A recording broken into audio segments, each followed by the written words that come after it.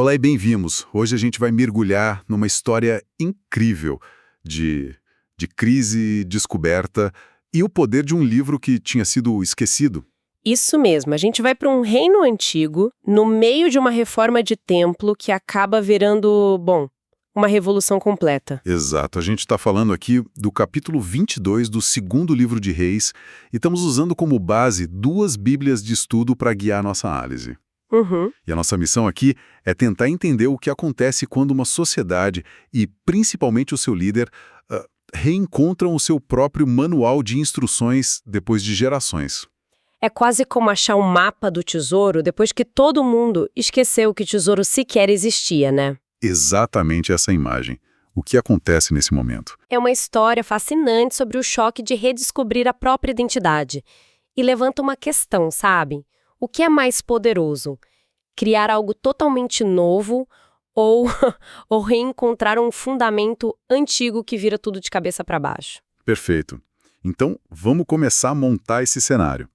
O nosso protagonista se chama Josias. Certo. E a história dele já começa de um jeito bem peculiar. Ele vira rei de Judá com apenas 8 anos de idade. 8 anos. É impressionante. Uma criança no trono. E o texto faz questão de elogiá-lo desde o começo, sabe? Dizendo que ele fez o que era reto aos olhos do Senhor e que seguiu os passos do ancestral dele, Davi, sem se desviar. E essa menção a Davi não é um elogio qualquer. Na tradição literária da época, é tipo o selo de aprovação máximo. Ah, sim. É o texto dizendo para o leitor, olha, presta atenção nesse cara. Ele é um modelo de rei ideal. Isso coloca num patamar diferente. Especialmente porque, e as notas de estudo ressaltam muito isso, os reis que vieram logo antes dele foram desastrosos. Sim, o pai e o avô dele, eles mergulharam o reino na idolatria, chegaram a construir altares para outros deuses dentro do próprio templo. Então, o Josias herda basicamente uma casa em completa desordem espiritual. Exato. E é aí que, no 18º ano do seu reinado, já com 26 anos, ele resolve arrumar a casa.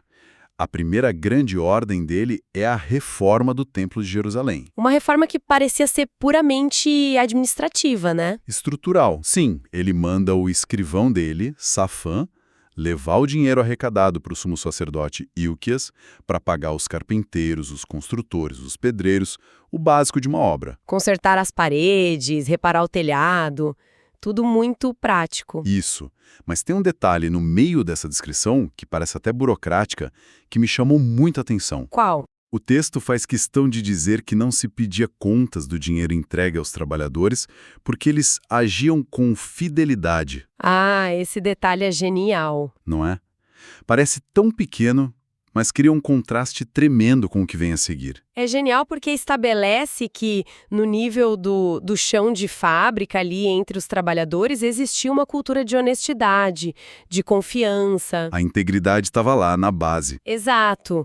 E isso torna o que acontece depois ainda mais chocante. Mostra que o problema não era a moral do povo comum, mas uma negligência institucional no nível mais alto que se pode imaginar. A elite religiosa e política tinha perdido algo muito, mas muito mais importante que o controle do dinheiro. Com certeza. Ok, então a cena está montada. Um rei idealista, uma reforma em andamento, parece que está tudo nos eixos. Tudo normal. Mas é no meio dessa normalidade que a história dá uma guinada completa. Durante a obra, o sumo sacerdote Ilquias encontra uma coisa. Uhum. Ele vai até Safã, o escrivão, e diz uma frase que parece simples. Achei o livro da lei na casa do Senhor. E essa frase é uma bomba. Para a gente entender o impacto disso, precisa pensar no que era esse livro da lei. Certo. As notas das nossas fontes são bem claras em sugerir que era uma versão do Deuteronômio, ou pelo menos uma parte central dele. E o fato de o sumo sacerdote dizer achei como quem acha uma moeda antiga atrás do sofá é a prova do desastre cultural. É como se o presidente da Biblioteca Nacional hoje anunciasse: pessoal, boa notícia. Achei um negócio aqui chamado Constituição sendo usado para calçar a perna de uma mesa. A analogia é exatamente essa. O choque seria desse nível. Eles não só não seguiam as regras, eles nem sabiam mais quais eram as regras. E não era qualquer livro, né? De jeito nenhum.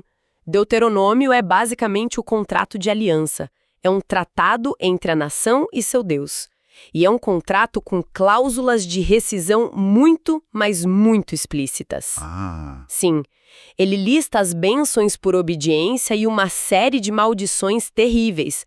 Pragas, fome, derrota militar, exílio pela desobediência e principalmente pela idolatria. então quando o Safã, o escrivão, pega esse livro e começa a ler para o rei Josias, Exato. o rei não está ouvindo uma coleção de histórias antigas. Ele está ouvindo pela primeira vez na vida os termos e condições que ele e o povo dele viam violando sistematicamente por gerações. Precisamente. Ele está ouvindo a leitura da sentença de um julgamento que ele nem sabia que estava acontecendo. E o texto é muito claro. As punições para a quebra desse contrato eram a desintegração nacional, a perda da terra, a humilhação. Tudo que um rei mais temeria. E a reação do Josias é imediata e visceral. O texto diz que, ao ouvir as palavras do livro, ele rasgou as suas vestes. Um gesto que na cultura dele significava o luto mais profundo. Desespero, arrependimento. Mas é mais que luto, né? É mais. É pavor. É o clique do entendimento. Ele percebe o abismo gigantesco entre o que eles eram e o que eles deveriam ser. Sim, as palavras dele mesmo mostram isso. Ele fala: grande é o furor do Senhor, que se acendeu contra nós, porque os nossos pais não deram ouvidos às palavras deste livro. É uma confissão de culpa instantânea. E não só a culpa dele, mas uma culpa geracional. Ele entende que a nação inteira estava com uma dívida impagável. E diante desse pânico, ele age. Ele reúne uma comitiva de alto escalão. O sumo sacerdote, o escrivão, conselheiros. Isso. E dá uma ordem clara. Vão consultar o Senhor por mim. Ele precisa de uma confirmação, uma interpretação autorizada daquilo. E eles procuram uma profetisa chamada Hulda. O que é extremamente significativo. Numa sociedade que era predominantemente patriarcal, com toda a estrutura do templo ali à disposição, Verdade. a comitiva mais poderosa do reino vai até a casa de uma mulher para obter a palavra divina. As notas indicam que ela morava na Cidade Baixa, um bairro de Jerusalém. Isso mostra que a autoridade espiritual dela era... Inquestionável. Ninguém hesita, ninguém sugere procurar um homem. A palavra dela era considerada a palavra final. E a profecia que a Hulda entrega é... Brutalmente honesta. E ela vem em duas partes, né? Sim, quase como uma sentença com duas cláusulas. A primeira parte é para a nação, e ela confirma os piores medos do Josias. Ela diz, sim, a desgraça virá sobre este lugar exatamente como está escrito no livro. A punição pela idolatria é inevitável. E a frase final é de arrepiar. A ira de Deus se acendeu contra este lugar e não se apagará. É uma mensagem implacável. Não tem um mais se vocês. A decisão já foi tomada. O destino coletivo da nação parece selado pelas ações das gerações passadas. Uma sensação de inevitabilidade na destruição. Exatamente. É o resultado direto da quebra daquele contrato que eles acabaram de redescobrir. Mas isso levanta uma questão complicada sobre justiça coletiva, né? Uma geração inteira, incluindo o rei que está tentando consertar tudo, pagando pelo erro das anteriores. Pela nossa ótica moderna, é uma questão difícil, sem dúvida. Como que a gente entende isso? Dentro da visão de mundo daquele texto, a nação era vista como uma entidade corporativa, quase como um corpo só, através do tempo. Entendi. As ações dos pais tinham consequências diretas para os filhos, a aliança era com o povo como um todo, a profecia da Hulda está operando dentro dessa lógica, a nação como entidade quebrou o pacto e como entidade vai sofrer as consequências. Certo. Mas aí vem a segunda parte da profecia, que é uma mensagem pessoal, só para o rei Josias. E aqui o tom muda completamente. Radicalmente. A Hulda diz que, como o coração dele se enterneceu, como ele se humilhou, rasgou as vestes e chorou, Deus ouviu a oração dele. E aqui a gente vê a outra face da moeda. Se a justiça coletiva é inflexível, a resposta à responsabilidade individual é imediata. A contrição genuína do Josias abre uma porta que parecia fechada. Exato. E a promessa para ele é muito específica.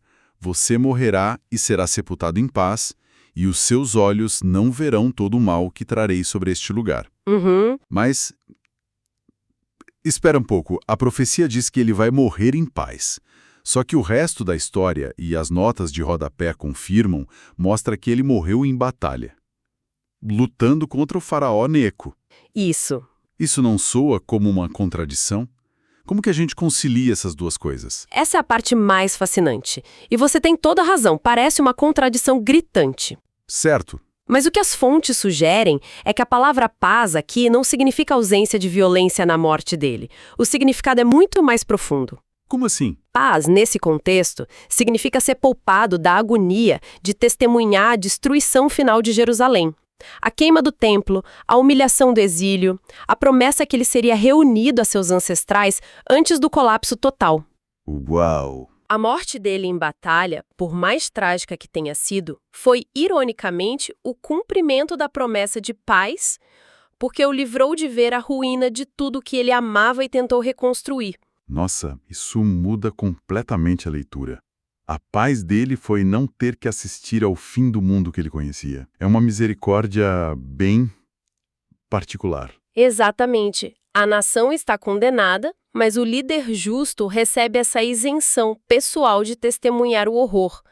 É uma tensão incrível entre o destino coletivo, que é imutável, e a salvação individual da experiência desse destino. Ele não consegue salvar o navio de afundar, mas ganha um bote salva-vidas para não ter que afundar com ele. A imagem é essa. Certo.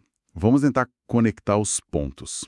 O que essa história toda nos ensina? Para mim, o mais forte é o poder de um texto. Um livro empoeirado achado numa obra não apenas informa, ele detona uma crise de consciência que redefine um reinado inteiro. E como um dos mapas nas fontes mostra, essa descoberta leva a uma série de reformas radicais. Sim, o Josias sai por todo o reino destruindo os altares idólatras.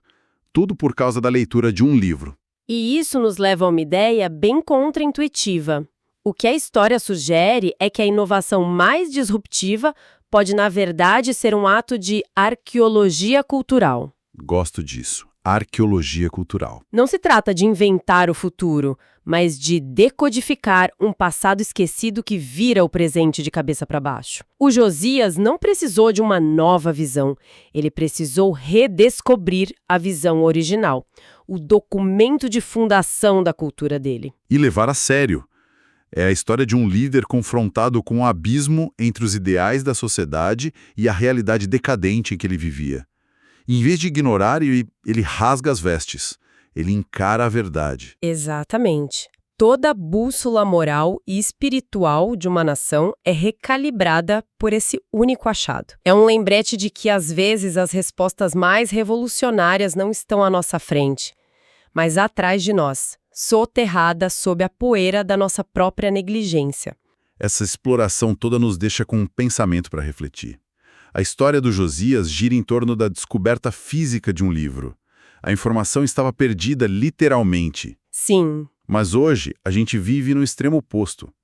A informação não está perdida. Ela é superabundante, onipresente. O que nos leva a pensar, quais seriam os livros perdidos do nosso tempo? É uma ótima pergunta. Se o problema deles era escassez, o nosso é o ruído. Exato. Talvez os nossos livros perdidos não sejam documentos escondidos, mas princípios fundamentais, ideias essenciais, que estão bem na nossa frente, mas que se tornaram invisíveis pelo excesso de informação. Ocultos pela abundância. Isso. Talvez estejam em livros de filosofia, em constituições, em textos científicos, ou até em tradições antigas que a gente trata como irrelevantes. E que estão apenas esperando para serem, não descobertos, mas talvez relidos. Lidos com a mesma urgência e com os olhos abertos de um rei que percebeu que o mundo dele estava de cabeça para baixo. Exato. Que princípios poderiam causar o mesmo tipo de choque e reorientação em nós, se a gente parasse para realmente ouvi-los? Fica a reflexão.